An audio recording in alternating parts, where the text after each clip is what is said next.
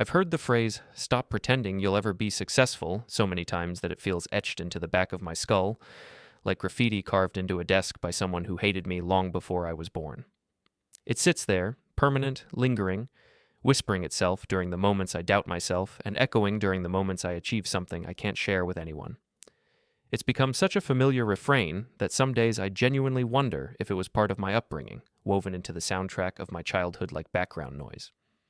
The first time my uncle said it, I was 23, fresh out of college with a business degree and a head full of reckless, naive dreams. Real dreams, big dreams, the kind that keep you awake at night in the best way. We were sitting around my grandmother's dining table for Thanksgiving, her house smelling of roasted turkey, cinnamon, and the citrus cleaner she used obsessively. The room was warm, loud, and crowded with people who'd known me since I was in diapers, people who believed they were entitled to access my entire life because we shared blood. I had just said, with what I now recognize was too much enthusiasm, that I planned to start my own consulting firm. The laughter that followed wasn't friendly, it wasn't even neutral, it was sharp, cruel. The kind of laughter that slices through you like broken glass, thin, jagged, invisible, but devastating. I remember Derek, my cousin, the golden boy of the family. Derek who had been effortlessly adored since childhood. Derek who walked through life with the smug satisfaction of someone who'd never been questioned or doubted. He leaned back in his chair and smirked. "Consulting?" he said, dragging out the word as if it tasted ridiculous on his tongue. That's what people call unemployment when they're too proud to admit they can't get a real job. More laughter. Someone actually snorted. My Aunt Jennifer tapped her manicured fingernails against her wine glass, her voice floating out like perfume, sweet, artificial, and a little suffocating. "Honey, maybe you should look into something more stable. Derek works for a Fortune 500 company. Now that's a real career." I remember glancing at my father, hoping, expecting for him to defend me, or at least soften the blow. But he just stared at his plate, cutting his turkey into perfect geometric pieces, as if the pattern of food on his dish demanded more attention than his son's dreams. My mother managed a small, brittle smile, the kind that said, "I love you, but they might be right." And God, that hurt. More than Derek's mockery or Jennifer's condescension, more than the laughter. My parents' subtle, embarrassed silence dug the deepest wound. But that moment was only the beginning. Family gatherings became a recurring theater production where I played the same role every time. They displayed their promotions, bonuses, new cars, bigger homes, out-of-country vacations like trophies. And me? I was the intermission act. The quiet one in the corner, the conversational footnote, the one they tolerated because my absence would raise too many questions. Every Christmas dinner came with Derek bragging about his new title, his new responsibilities, his new salary. Winter after winter, I found myself shrinking further into my chair while relatives clapped him on the back, congratulated him, praised him as if he had single-handedly cured cancer. Every Easter brunch turned into an unintentional salary competition disguised as light family conversation. Someone always asked, "So how's your consulting thing going?" Every time I felt their eyes on me, eyes full of the same smug, expectant pity, the same strained patience, the same assumption that sooner or later I would admit defeat. Uncle Richard, loud, aging, convinced of his own importance, became the unofficial ambassador of unsolicited life advice. Without fail, he cornered me near the drinks table at each event, red-faced and slurring slightly, to offer a recycled monologue about how, when I was your age, he was already married, financially stable, respected at work. He said it as if stability made him morally superior. My cousin Sarah, who worked as a regional manager for a retail chain, always delivered the same patronizing pitch.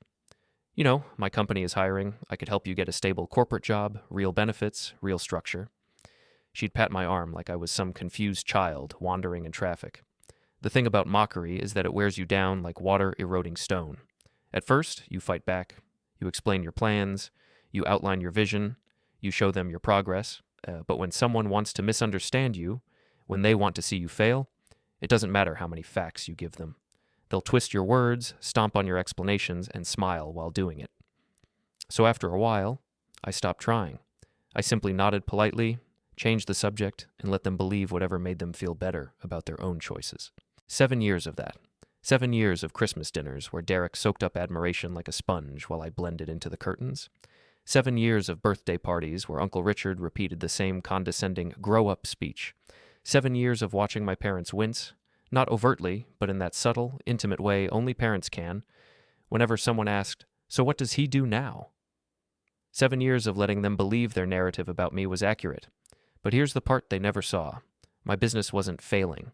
My business wasn't collapsing. My business wasn't some childish fantasy. In fact, my business was thriving. That first year, I scraped together 3 clients, small businesses with smaller budgets. I worked from my tiny apartment on a battered secondhand desk that wobbled slightly whenever I shifted my weight. I lived on instant noodles, cheap coffee, and stubborn resolve. By year 2, I had 7 clients and hired my first employee, a brilliant analyst named Marcus who believed in my ideas more fiercely than anyone in my own family ever had. By year 3, I had 15 clients, a real office, a real team, a waiting list, but I told none of them. Not because I was ashamed, because I didn't want to hand them the opportunity to reinterpret decades of cruelty as tough love. By year 5, my consulting firm had expanded into 3 cities. We specialized in helping companies streamline and scale, something I had a talent for. Our reputation was rising. Our client retention rate hit 94%. My team grew to 12 consultants, each one smart, driven, innovative. I bought my first real home that year, floor-to-ceiling windows, a lake view, an office that made the version of me who once ate ramen over a space heater feel like he was finally seen. But the family still saw me as the failure. Year 6 brought our breakthrough contract, national-level restructuring, millions on the table. We delivered, we impressed, we grew even more. By year 7, we were in 5 cities, with 32 employees. We were featured in business magazines, industry leaders were requesting consultations, my personal income shot higher than anyone in my family could imagine. And yet, I kept driving my old sedan to family gatherings. I kept wearing the same clothes. I kept quiet. Because the moment I told them, everything would change. They would swarm me with artificial praise, rewrite history, pretend they always believed in me, tell themselves they always knew I had potential. And I didn't want their rewrites. But I did want something else. I wanted them to find out without me ever having to say a word. I wanted them to face the truth, raw, undeniable, impossible to spin. I wanted them to see. The family group chat notification came through on a Tuesday afternoon in late September, right in the middle of a conversation about supply chain redundancies. I was sitting in our main conference room, facing a large glass wall that overlooked the city. On the table in front of me, my laptop, a printed deck, a legal pad covered in notes, and a glass of water I'd barely touched. Across from me sat 2 executives from a mid-sized logistics firm, one in his 50s with thinning hair and a tie that was slightly too tight, the other younger, sharp-eyed, scrolling occasionally through numbers on his tablet. We were discussing a potential 6-figure contract. They needed help reorganizing their regional operations. I'd already identified 3 obvious inefficiencies in their workflow, and we were now discussing projected timelines and implementation phases. Then my phone buzzed where it lay, screen up, beside my notebook. I ignored it at first, keeping my expression neutral, nodding as the older executive rambled about internal resistance to change. But it buzzed again, and again, and again, that steady vibration, that tiny, insistent reminder that my life did not exist in separate, tidy compartments, no matter how hard I'd tried to build them that way. When there was a natural pause in the conversation, I glanced down. Morrison family, 47 members. The preview showed the start of a message from Aunt Jennifer. Everyone, time to start planning our annual reunion. This year will be extra special. We're celebrating Grandma's 85th birthday. Of course. The Morrison family reunion. The annual, unavoidable ritual. A social performance dressed up as tradition. I'd grown up with it. Long tables, folding chairs, buffet lines, name tags. The same stories being told year after year like a traveling stage play where the actors aged but the script didn't. I tapped the screen with the tip of my finger, opening the chat out of reflex more than curiosity. Immediately, messages began flooding in, one after another, the familiar pattern forming right on schedule. Aunt Jennifer. Everyone. Time to start planning our annual reunion. This year will be extra special. We're celebrating Grandma's 85th birthday. Within seconds, heart emojis and exclamation points started piling up like confetti. Cousin Lisa. Wouldn't miss it. Brad. Let's go! Aunt Margaret. Your grandmother will be so happy. We have to make this one really special. They all sounded so enthusiastic, like they hadn't sent almost identical messages last year, and the year before, and the year before that. Same reunion, same dynamics, different date. Across the table, the younger executive looked up from his tablet. So, if we move Phase 1 to early November, would that still give your team enough time to draft the implementation roadmap? He asked. Yes, I said, pulling myself back. That works. We'd schedule a discovery week first, then roll into design and execution. You'll have a detailed roadmap before we change anything operationally. He nodded, satisfied. My phone buzzed again. Derek. Already requested the time off. Can't wait to see everyone. Of course he couldn't. Reunions were his arena, a place where he got to perform his success in front of an adoring audience. The high-achieving cousin with the Fortune 500 job, the one everyone pointed to as a benchmark. Another buzz. Sarah. Will this be at the community center again? Aunt Jennifer. Yes. We've booked the Grand Hall this time. It's beautiful. Much bigger than last year's space. The Grand Hall, bigger, better, more upscale. The Morrison family couldn't do small, not if they could help it. They needed everything, venues, cars, careers, to reflect their collective self-image, important, successful, esteemed, another vibration. Uncle Richard. Who's coordinating everything? Of course he wasn't volunteering. He just wanted to know who he'd be announcing his opinions to. Aunt Jennifer. I'm working with Emily Martinez from Premier Events. She's fantastic. She'll handle catering, decorations, activities, everything. I stared at the messages for a moment, then flicked my eyes back to the executives. The older one was flipping through the printed deck. These projected cost savings, he said, tapping a page with his finger. They're conservative estimates, correct? Yes, I replied automatically, though part of my brain was still in that group chat. We never project best-case scenarios. We estimate based on realistic adoption rates and known resistance patterns. In practice, we often outperform these numbers. He nodded, satisfied, and kept reading. Meanwhile, on my phone, Brad. Oh, wow. Premier Events? Fancy cousin Jenna. That sounds amazing. I watched the messages stack up, the chat producing the same rhythm it always did. Enthusiasm, logistics, jokes, subtle hierarchy, someone asking who's bringing potato salad. The Morrison reunion wasn't just a family tradition. It was a stage, a place where everyone arrived armed with updates about their lives, ready to compare. Promotions, houses, cars, kids' achievements, vacations, stock portfolios. It was never just, how are you, but how are you relative to the image we have of success? Then Derek's message appeared. Derek, let's hope everyone brings their A-game this year. No more boring stories about building a brand or growing a business. We want to hear about real accomplishments. The tightness in my chest arrived instantly, as if a switch had been flipped. My jaw clenched. My thumb pressed harder against the side of the phone without me meaning to. It wasn't just the content of his message. It was how casual it was, how free he felt to mock something he didn't understand, how loudly he always seemed to say what everyone else was too polite to say out loud. Another message. Sarah. Derek, be nice. She always played that role, the half-hearted scold, the voice of fairness that appeared too late and with too little force to change anything. Derek. What? I'm just saying we've all heard enough about certain people's little projects. Time for some actual success stories. The words little projects might as well have been a knife. He didn't need to say my name. Everyone knew who he meant. The one who consulted. The one with the brand. The one whose work they never bothered to ask about beyond jokes. Cousin Brad. Shots fired. Aunt Margaret. Boys, play nice. This is about Grandma. Derek. You're right. But seriously, does anyone even know what he does? Like, does his company actually exist? There it was. The doubt spoken openly. The joke that wasn't really a joke. My thumb hovered over the keyboard. I could almost feel the responses forming, lining up behind my teeth, crowding my mind. I could have replied. I could have shut it down in seconds. One of our offices just closed a contract larger than your annual bonus, Derek. Yes, the company exists. Here's a photo of our last all-hands retreat with 32 employees. We've been featured in 3 industry magazines. Here are the links.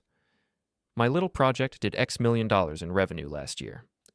It would have been so easy, but I didn't type any of that. Instead, I locked the phone and placed it face down on the table. The younger executive looked at me. So if we begin with your discovery process in mid-October, when would you expect the first round of recommendations? In about 4 weeks from the initial sessions, I said. You'll get quick wins identified in the first 10 days, and a phased implementation plan by the end of the month? He nodded, impressed. That's faster than the last firm we spoke to. We don't like to waste time, I replied. I finished the meeting, shook hands, walked them to the elevator. We talked about next steps, follow-up emails, internal approvals. All the while, Derek's comments sat in the back of my mind. Does his company even exist? Later that evening, after the emails were sent and the office quieted down, I drove home. The house was calm when I walked in, the kind of calm I'd fought hard to afford. No roommates, no chaos. Just soft lighting, a faint hint of coffee and wood polish, and the distant sound of water lapping gently against the shore outside.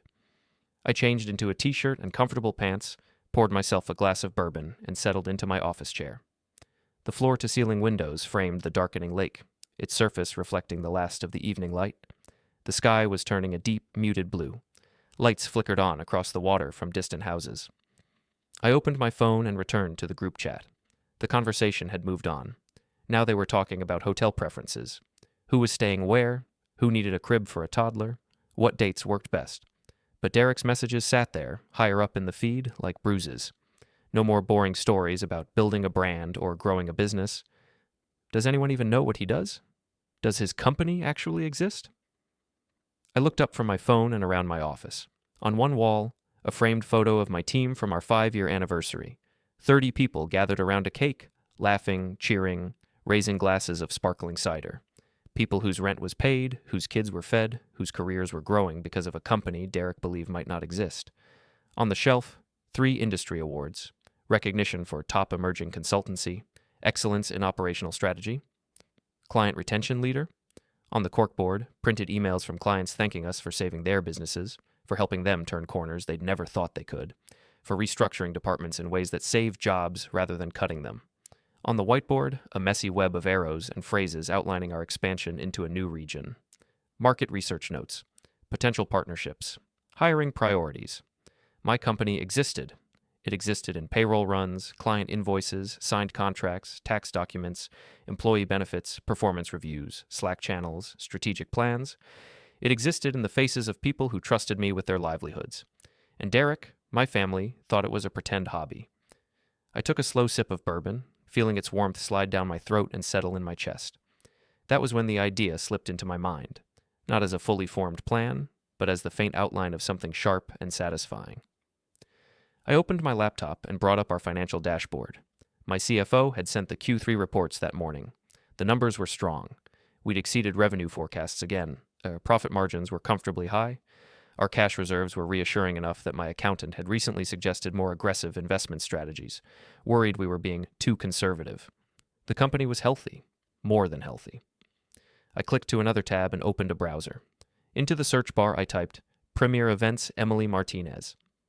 The company website loaded quickly, sleek, modern, cohesive. Photos of beautifully arranged tables, elaborate stages, floral arrangements, themed events, corporate galas, charity fundraisers, product launches, weddings, and yes, family reunions. I navigated to their event packages, scanning through until I found the sponsorship section: bronze, silver, gold, platinum. The platinum sponsorship package was clearly designed for someone who wanted to fully underwrite an event. Venue, catering, decor, entertainment, activities, coordinated logistics, branding options for corporate sponsors. I read through the bullet points slowly, taking it in. The price was substantial, but not shocking, not for a well-run operation like theirs. It represented, I realized after a quick mental calculation, less than 2 weeks of my company's revenue. I sat back and stared at the number. For my family, that price tag would have required serious planning, dividing costs, maybe even debate or arguments. For me, it was a line item, an investment in a moment. I swirled the bourbon in my glass, watching the amber liquid catch the light. What if I sponsored the reunion? Not loudly, not as a power move, not with some cringeworthy "look at me now" speech. Just quietly. I could fund the entire event as a gift for my grandmother. Let the planner handle everything. Let the organizer naturally mention the primary sponsor, the way they would if the sponsor were a bank or a local business. No preemptive bragging, no posting about it, no warning. I'd simply sit there like everyone else while the event unfolded: decorations, food, music, activities, and at some point, when the time came, the MC or coordinator would step up to the microphone and say, "We'd like to thank our primary sponsor, without whom this wonderful evening wouldn't have been possible." And then say my name. The thought settled into me like a stone dropping into a lake. Quiet at first, then rippling outward. It was the opposite of what they expected from me. I wasn't paying for this to shove my success in their faces. I wasn't doing it to challenge them, or to turn the reunion into my personal victory lap. I was doing it for my grandmother. She'd always been kind to me, even when others weren't. She'd never mocked my dreams. When I told her, years ago, that I was starting my own business, she just smiled and said, "You've always been stubborn. That's good. Stubborn people move mountains if they live long enough." I opened my email. To Emily Martinez, Premier Events, subject, Morrison Family Reunion. Sponsorship inquiry. I began to type, "Dear Ms. Martinez, my name is Jonathan Morrison, and I understand you're coordinating an event for the Morrison Family Reunion in November. I'd like to inquire about your platinum sponsorship package for this event. I'm interested in funding the reunion as a gift to my grandmother for her 85th birthday, but I'd prefer to keep this arrangement private until the event itself. I'm happy to work with you on all the details and would like to ensure the family has an exceptional experience. Please let me know your availability to discuss this further. Best regards, Jonathan Morrison, CEO, Morrison Strategic Solutions." I attached my digital business card, logo, website, contact info, and hovered over the send button for a second. It wasn't fear that made me hesitate. It was the gravity of what I was choosing. For years, I'd kept my professional life behind a locked door, away from my family's hands. This wasn't opening the door, but it was cracking a window. I clicked send. Her response arrived early the next morning. Professional, warm, efficient. She thanked me for reaching out, confirmed that she was indeed managing the event, and said she'd be delighted to discuss the platinum sponsorship in detail. She proposed a call that afternoon. When we spoke, Emily's voice was clear, confident, practiced. She walked me through the package line by line: venue rental, full catering, custom decorations, AV equipment, live entertainment, activity stations for kids, a photo booth, coordinated schedule, staff for setup and teardown, on-site management. "You mentioned you'd like to keep your identity as sponsor confidential until the event," she said. "That's no problem at all. We typically announce the primary sponsor during the welcome remarks, just a brief acknowledgement of their generosity in making the event possible. Is that acceptable?" "That's perfect," I said. No theatrics, no scripted speech, just a simple public statement, the truth delivered without my voice attached to it. "Wonderful," Emily continued. "And you said this is a gift for your grandmother's 85th birthday?" "Yes. She's the reason I'm doing this. The rest of the family will just be along for the ride." She laughed lightly, taking it as a joke. "That's very sweet of you. We'll make sure it's a beautiful celebration. And with this sponsorship, we'll have plenty of room in the budget to really elevate the experience." We moved on to details. I gave her full creative freedom, let her talk about color palettes, floral arrangements, layout options. I only interrupted for two things. "Make sure there are menu options she can eat," I said. "She's careful with salt and sugar." "Of course," Emily replied. "We'll coordinate with the caterer for heart-healthy options. And no cutting corners because it's just a family event. If anything, I'd like it to feel more polished than our standard corporate contracts. With this budget, Mr. Morrison," she said, "I can comfortably promise this will be an event your family talks about for years." I smiled, unseen. That's exactly what I'm hoping for. Over the next few days, we finalized the paperwork. I signed the contract. The payment was transferred, a number that would have terrified 23-year-old me, but now registered as a justified expense. Meanwhile, the family group chat continued in its usual tone, oblivious. "Aunt Jennifer, Emily from Premier Events is absolutely wonderful. She says we have an unusually generous budget this year." I could almost hear the excitement in her typing. "Uncle Richard, how much are we all chipping in?" Of course, that was his first question. "Aunt Jennifer, actually, she mentioned something about a primary sponsor, but she's keeping it a surprise until the event. Isn't that exciting?" A few seconds passed. Then, "Derek, probably some local business looking for publicity.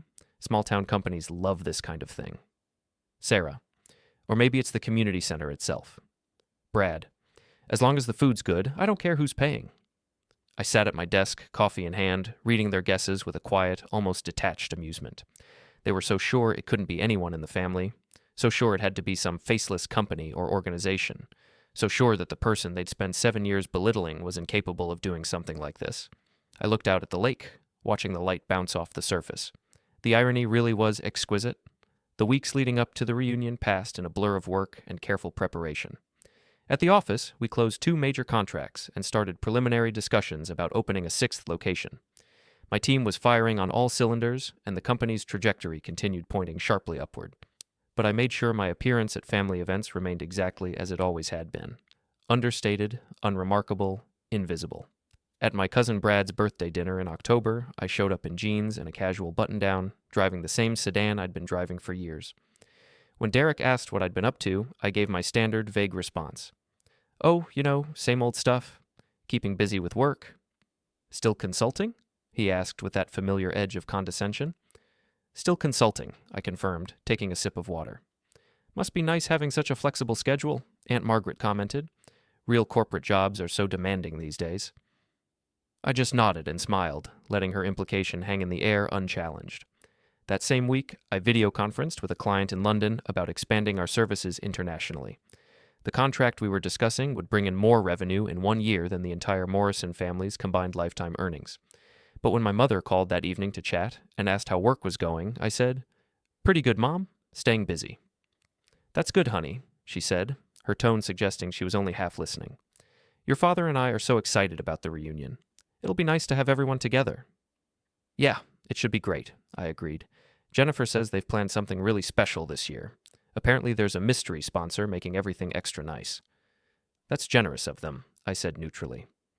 "I hope you'll come," she added, and there was something in her voice, a slight hesitation, an unspoken concern. "I know these gatherings can be, well, you know." She knew. Of course she knew. She'd sat through years of Derek's comments, Uncle Richard's lectures, all the small cuts disguised as concern. She'd watched it happen and said nothing, perhaps unsure how to defend me without creating family drama, perhaps believing on some level that their criticism was justified. "I'll be there, Mom," I assured her. "Wouldn't miss Grandma's birthday." "Good, that's good." A pause, then. "You're doing okay, aren't you? With work and everything?" For a moment, I considered telling her. Not everything, but something. Enough to let her know that her son wasn't the family failure they'd all written him off as. But the moment passed. "I'm doing fine, Mom. Really fine." "Okay, well, see you at the reunion, then." After we hung up, I sat in my home office for a long time, looking out at the dark lake. In 3 weeks, everything would change. The narrative they'd built around me, the struggling wannabe entrepreneur, the family embarrassment, the one who never quite made it, would shatter in a single sentence from Emily Martinez. And I wouldn't have to say a word. The reunion was scheduled for a Saturday in mid-November. I packed late Friday evening, just an overnight bag with a change of clothes and toiletries. I'd booked a hotel room for Friday and Saturday night, the same modest chain hotel where most of the family would be staying. Derek had texted the group chat about staying at a nicer place across town, naturally, because even hotel choices were an opportunity for him to establish superiority. I arrived at the family hotel around 6 p.m. on Friday. Check-in was smooth, and I was heading toward the elevators with my bag when I heard a familiar voice. "Jonathan, you made it." Sarah was crossing the lobby with her husband Tom, both of them pulling wheeled suitcases. "Hey, Sarah. Tom." I smiled genuinely. Sarah had always been one of the kinder cousins, even if her kindness sometimes came wrapped in condescension. "How was your drive?" she asked. "Not bad. Couple hours." "We came down this morning to help with setup," Sarah said. "The venue looks absolutely incredible. Emily really outdid herself." "That's great," I said. Tom was eyeing my single bag. "Traveling light?" "Just overnight," I confirmed. "Smart. We overpacked as usual." Sarah laughed. "Are you coming to the family dinner tonight? Everyone's meeting at that Italian place around the corner at 7. I'd forgotten about the unofficial kickoff dinner. "I might stop by," I said noncommittally. "You should. It'll be fun. Derek's already there, holding court." Sarah rolled her eyes affectionately. "You know how he is." Yes, I knew exactly how he was. I did end up going to the dinner, arriving deliberately late so I could slip into a seat near the end of the long table they'd pushed together. About 20 family members were already there, the restaurant buzzing with Morrison conversations and laughter. "Look who decided to show up," Uncle Richard boomed when he spotted me. "We were taking bets on whether you'd actually come." "Wouldn't miss it," I said, sliding into a chair next to Cousin Brad. "What are you drinking?" Brad asked. "We're on our second round already." "Just water for now."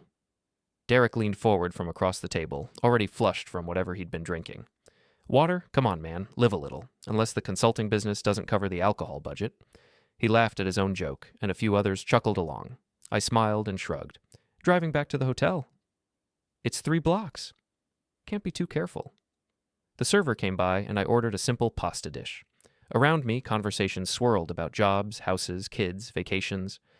Derek was in the middle of a story about his latest promotion, his third in as many years according to him, complete with details about his new office and increased salary. "They basically restructured the entire department around my vision," he was saying, The VP told me I'm on the fast track to executive level. That's wonderful, Derek, Aunt Jennifer gushed. Uncle Richard clapped him on the shoulder. Now that's what success looks like. You've got your life figured out. I ate my pasta quietly, half listening to Derek's self-congratulation. In my pocket, my phone buzzed. A text from Marcus, my first hire and now my director of operations. Marcus. Client meeting went great. They're signing the contract Monday. Congrats on another $1 million deal, boss. I typed back quickly under the table. Excellent work. Well done, team. Earth to Jonathan. Brad was waving a hand in front of my face. You still with us? Sorry, what? I asked what you've been up to. Work stuff? Yeah, same as always, consulting projects. You ever think about getting a regular job? Uncle Richard interjected. I mean, it's great to be independent and all, but at some point you need stability, benefits, retirement planning. You're not getting any younger. I was 32. I appreciate the concern, I said diplomatically. There's no shame in admitting something didn't work out, Aunt Margaret added. We all take different paths. Some work, some don't. Sarah's company is always hiring, Sarah offered, right on cue. I really could put in a good word. That's very kind, but I'm good where I am. Derek snorted. Dude, stubborn pride isn't going to pay your bills. At some point you have to face reality. I think I've got a pretty firm grasp on reality, I said evenly. Do you, though? Derek leaned back, enjoying himself. Because from where I'm sitting, it looks like you've been spinning your wheels for, 7 years now? Meanwhile, the rest of us have actual careers. The table had gone quieter now, everyone's attention on this exchange. Some looked uncomfortable, others looked curious to see how I'd respond. I took a sip of water, considering my options. I could fire back, defend myself, list my accomplishments. I could pull up my company website on my phone and show them what I'd built. I could lay out the facts and numbers that would shut Derek up instantly, or I could do what I'd done for 7 years. Absolutely nothing. You're probably right, I said finally. I should probably be more realistic about things. Derek blinked, surprised by my concession. He'd been expecting a fight. Well, yeah, exactly. I mean, not everyone can be as successful as you, Derek, I continued, my tone completely sincere. Your accomplishments are really impressive. He straightened up, mollified. Thanks, man. I appreciate that. Aunt Jennifer looked relieved that the tension had passed. See, we're all just looking out for you, Jonathan. We want what's best for you. I know, I said, and I'm grateful for the concern. The conversation moved on, the moment passing. But under the table, Brad nudged my leg with his foot. When I glanced at him, he gave me a look I couldn't quite read. Sympathy? Pity? It was hard to tell. The rest of the dinner passed uneventfully. More stories, more wine, more of Derek holding court about his corporate triumphs. I ate my pasta, responded when spoken to, and counted down the minutes until I could reasonably excuse myself. Around 9:30, I stood up. I'm going to head out. Long day. See you tomorrow at the reunion, Sarah called out.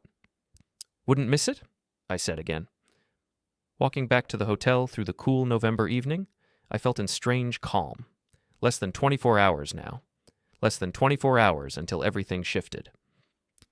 Saturday morning dawned clear and cold. I woke early, went for a run around the hotel neighborhood, then showered and dressed in dark slacks and a button-down shirt. Nice, but not too nice. The same level of effort I always put into family gatherings. The reunion officially started at 2 p.m., but family members were encouraged to arrive around 1:30 for socializing before the program began. I showed up at exactly 1:45, walking into the grand hall at the community center. Emily Martinez had not been exaggerating. The space was transformed. The large rectangular room had been decorated with elegant navy and gold accents, my grandmother's favorite colors, details I'd shared with Emily during our planning calls. Round tables were arranged throughout the space, each covered with crisp white linens and centerpieces of autumn flowers. String lights were draped across the ceiling, creating a warm ambiance. A stage area was set up at one end with a microphone and sound system. The catering stations lined one wall, already emitting delicious aromas.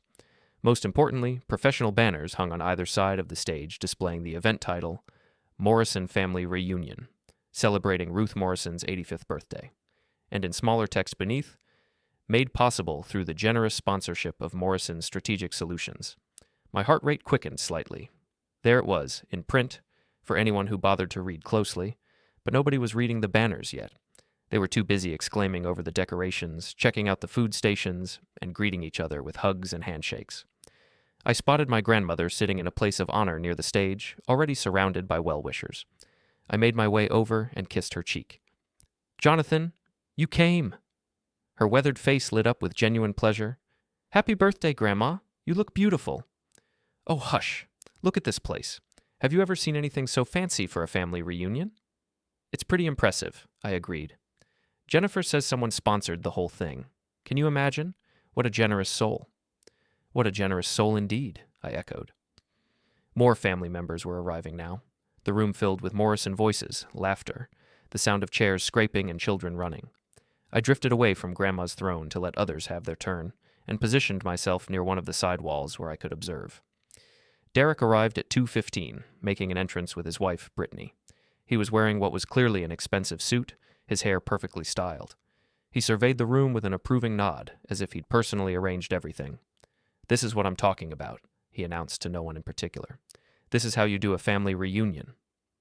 Sarah and Tom were already at a table near the center. Uncle Richard and Aunt Margaret were examining the catering stations. My parents arrived and immediately found seats, my mother smoothing her dress nervously, my father looking uncomfortable in his dress shirt. At exactly 2:30, Emily Martinez stepped up to the microphone. She looked professional in a sleek black dress, her hair pulled back, a warm smile on her face. "Good afternoon, everyone." Her voice carried clearly through the sound system. "If I could have everyone's attention, please?" The room gradually quieted. People found their seats. Children were shushed. All eyes turned toward the stage. "Welcome to the Morrison family reunion," Emily said warmly. "We're so excited to have you all here today to celebrate this special occasion. Before we begin our program, I have a few people to thank." My pulse was hammering now. I remained against the wall, perfectly still, hands in my pockets. First, I want to thank the Community Center for providing this beautiful space. Second, I want to thank all of the family members who helped with planning and coordination. Jennifer, Margaret, and the planning committee. You've been wonderful to work with. Derek was whispering something to Brittany. Most people were smiling politely, waiting for the formalities to end so the real party could begin. "And most importantly," Emily continued, "I want to thank our generous sponsor who made this entire event possible. When I told them about your family reunion, they didn't hesitate to fully fund everything you see here today. The venue, the decorations, the catering, the entertainment, all of it." Heads were turning slightly, people looking around as if the sponsor might be standing among them wearing a sign. Derek leaned over to Brad. "Probably some local restaurant looking for publicity," he said, not bothering to lower his voice much. Emily smiled. "I'm thrilled to announce that this event is made possible through the generous sponsorship of Morrison Strategic Solutions." There was a fraction of a second delay. The name had to register. The significance had to click. Morrison. Strategic Solutions. My company name. My name. The room didn't erupt in gasps or exclamations. That only happens in movies. Instead, what happened was something far more profound. Absolute, stunned silence. Every head in the room turned. Not all at once, but in a wave. First the people who'd heard the name clearly and processed it immediately. Then their neighbors, following their stares. Then everyone else, looking around in confusion, trying to understand why everyone had suddenly gone so quiet, and why they were all looking in the same direction. Looking at me? I remained perfectly still against the wall, my expression neutral, my hands still in my pockets. Emily, unaware of the bomb she'd just dropped, continued cheerfully. Morrison Strategic Solutions is led by Jonathan Morrison, who many of you know as a family member. Jonathan, would you like to stand so everyone can see who to thank? I pushed off from the wall and raised one hand in a small wave. I didn't smile broadly. I didn't make a show of it. I just acknowledged the attention with a simple gesture. The silence stretched. 5 seconds, 10 seconds, 15. My mother's hand was over her mouth. My father was staring at me like I was a stranger. Sarah's eyes were wide, her jaw slightly open. Brad had frozen mid-reach for his water glass. But it was Derek's face that I found most fascinating. He'd gone completely white. His smug grin had vanished. His expression cycled rapidly through confusion, shock, disbelief, and something that looked almost like fear. His wife was gripping his arm, whispering urgently, but he didn't seem to hear her. Uncle Richard looked like he'd been hit with a brick. Aunt Margaret's perfectly composed face had cracked into pure bewilderment. Aunt Jennifer was looking between me and Emily as if trying to solve an impossible equation. "So please," Emily concluded, still oblivious to the seismic shift she'd created, Let's give a huge thank you to Jonathan Morrison and Morrison Strategic Solutions for their incredible generosity. She started clapping. A few people joined in mechanically, the sound scattered and uncertain. More of a smattering than real applause. I nodded in acknowledgement, then deliberately looked away, my gaze sweeping across the room as if the moment were already over and we could move on to other things. Emily, finally sensing that something was off, quickly transitioned. Now, let's get this celebration started. We have a wonderful program planned, starting with... But nobody was listening to her anymore. The room had erupted in whispers. Did she say Morrison Strategic Solutions? That's his company? Wait, his company? He sponsored this? The whole thing? What does that mean?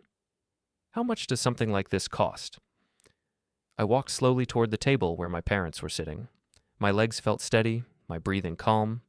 7 years of building toward this moment, and now that it was here, I felt almost detached from it, as if I were watching it happen to someone else. My mother stood up as I approached, her eyes glistening with tears. Jonathan, you did this? Happy birthday to Grandma, I said simply. My father was shaking his head slowly. Your company. How? I'll explain everything, I said. Later, right now, let's just enjoy the party. But of course, that wasn't going to happen. The whispers had turned into conversations. People were pulling out phones, presumably searching for Morrison's Strategic Solutions online.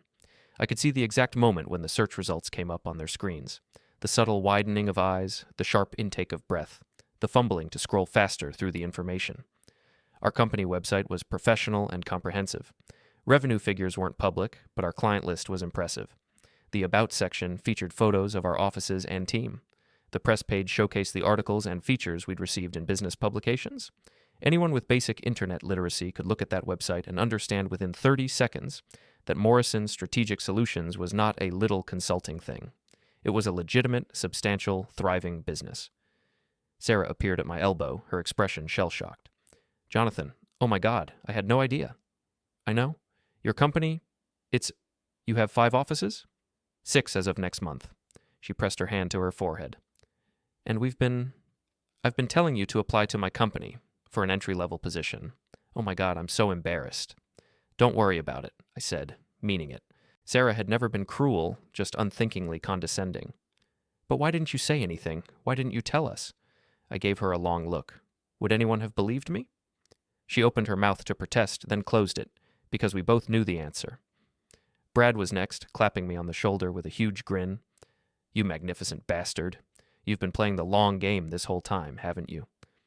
I've just been running my business, I said. Running it straight to the bank, apparently. He lowered his voice. Derek looks like he's going to throw up. I glanced over. Derek was indeed looking ill, his face pale, his jaw clenched. Brittany was still whispering to him urgently, and I could read her lips. Did you know about this? More family members were approaching now. Some congratulating me, some apologizing in embarrassed voices for assumptions they'd made, some asking questions about the business, some just staring, still processing. I answered politely but briefly. Yes, the business was going well. Yes, I was proud of what we'd built. Yes, I'd kept it quiet because I preferred to let the work speak for itself. Uncle Richard made his way over, his usual booming confidence noticeably muted. Jonathan, I have to say, this is quite a surprise. Is it? I asked mildly. Well, yes. You never mentioned. You always said you were just consulting. I am consulting, strategic consulting. It's exactly what I've been doing for 7 years. He fumbled for words. But you always made it sound like such a small operation. I never said it was small. You assumed it was small. The directness of that statement made him flinch. Right. Well, congratulations on your success. Thank you. He lingered awkwardly for a moment, clearly wanting to say more, perhaps wanting to take back 7 years of condescending lectures. But what could he say? Sorry I told you to get serious about life while you were quietly building a multi-million-dollar company? So he just nodded and moved away. The afternoon program continued around this undercurrent of shock. My grandmother gave a sweet speech thanking everyone for coming. A slideshow of family photos played on screens. The catered lunch was served, and it was exceptional. Everything I'd paid for delivered exactly as promised. But the real event was the social dynamics playing out in whispered conversations throughout the room. The Morrison family narrative had just been rewritten, and everyone was struggling to figure out what the new story was supposed to be. I spent most of the afternoon with my grandmother, keeping her company while a steady stream of relatives came to pay their respects. She kept patting my hand and saying, "My successful grandson," with such pride that it made my chest tight. Around 4 p.m., as people were finishing dessert and the party was reaching that comfortable post-meal lull, Derek finally approached me. I watched him cross the room, his steps measured, his expression carefully controlled. Brittany trailed behind him, looking uncomfortable. "Jonathan," he said when he reached me, "can we talk?" "Sure." He glanced around at the surrounding tables, then gestured toward a quieter corner. I followed him over, curious what he would possibly say. For a long moment, he just stood there, his jaw working. Finally, "Why didn't you tell us?" "Tell you what?" "Don't play games. About your company, your success. Why did you let us all think you were struggling?" "I never said I was struggling. You all decided that on your own." His face flushed. "You never corrected us." "Would you have believed me if I had?" The question hung in the air. We both knew the answer. If I'd told them 2 years ago, 3 years ago, 5 years ago, that my consulting firm was thriving, that I was bringing in substantial revenue, that I was employing dozens of people, they would have smiled politely and assumed I was exaggerating or delusional. They'd made up their minds about my trajectory, and contradictory information would have just been dismissed. "You made us all look like idiots," Derek said quietly. "No, I didn't. You did that yourselves." "That's not fair." "Isn't it? Derek, you've spent 7 years mocking my career. At every single family gathering, you've made jokes about my pretend company and my little projects. You've suggested I'm unemployed, delusional, living in a fantasy world. You literally asked in the group chat if my company even existed." His flush deepened. "I was joking." "Were you? Because it never felt like a joke. It felt like you genuinely believed you were better than me, more successful, more legitimate, and you enjoyed reminding me of that at every opportunity." Look, I didn't mean... Here's the thing, Derek. I don't need your apology. I don't need your validation. I never did. I built something real and substantial, and I did it without your support or approval. The fact that you're surprised by this says a lot more about your assumptions than it does about my accomplishments. Brittany touched his arm gently. "Derek, let's just go." But he wasn't done. "You could have said something. All those times I was talking about my job, you could have shared what you were doing." "Why would I? So you could compete with me? Try to one-up me, turn my achievements into another opportunity for you to assert dominance?" I shook my head. "I didn't want that. I just wanted to do my work in peace. This whole thing is..." He gestured vaguely at the room, the decorations, the remnants of the catered meal. "It's a power move. You sponsored this event just to embarrass us." "Actually, I sponsored this event because I love my grandmother and wanted her to have a beautiful 85th birthday celebration. The fact that it also revealed the truth about my career is just a natural consequence of making my sponsorship public, which is standard practice for event sponsors." I could see him grinding his teeth, struggling with something. Pride, maybe, or the realization that his entire framework for understanding our family dynamics had just shattered. "For what it's worth," Brittany said softly, "congratulations on your success. Your company is really impressive." "Thank you, Brittany. I appreciate that." Derek made a sound that might have been agreement or might have been disgust. Then he turned and walked away, Brittany following with an apologetic glance back at me. I stood alone in the corner for a moment, letting out a long breath. That confrontation had been years in the making, and now it was done. The rest of the evening passed in a blur. More conversations, more congratulations, more stunned relatives trying to process the information. My parents cornered me before dinner was served, both of them teary-eyed. "Why didn't you tell us?" my mother asked, echoing Derek's question. I tried to, early on, but it became clear that nobody wanted to hear about it. They'd already decided what my story was. My father gripped my shoulder. "I'm proud of you, son. I should have said that years ago. I should have defended you. I'm sorry I didn't." That apology meant more than any of the others. I hugged them both, and for the first time in years, felt like we were actually connecting as a family, rather than just going through the motions at obligatory gatherings. As the evening wound down and people started to leave, Emily Martinez approached me one last time. "I hope I didn't create any awkwardness with my announcement," she said. The family seemed surprised. I smiled. "That's exactly what was supposed to happen. Thank you for executing everything so perfectly." "It was my pleasure. And thank you for the opportunity. This was easily the most generous client sponsorship I've ever coordinated." After she left, I found myself alone at my grandmother's table. Most of the family had already departed. heading back to hotels or starting their drives home. The grand hall looked beautiful in the dimming evening light, string lights twinkling overhead. "You did a good thing today," my grandmother said, patting my hand. She'd been quietly observing everything all afternoon, missing nothing. "Just wanted you to have a nice party, Grandma." "Oh, it was more than that, and we both know it." Her eyes twinkled with something knowing and mischievous. "You let them underestimate you for years, and then you showed them exactly who you are." "Maybe. Definitely." She squeezed my hand.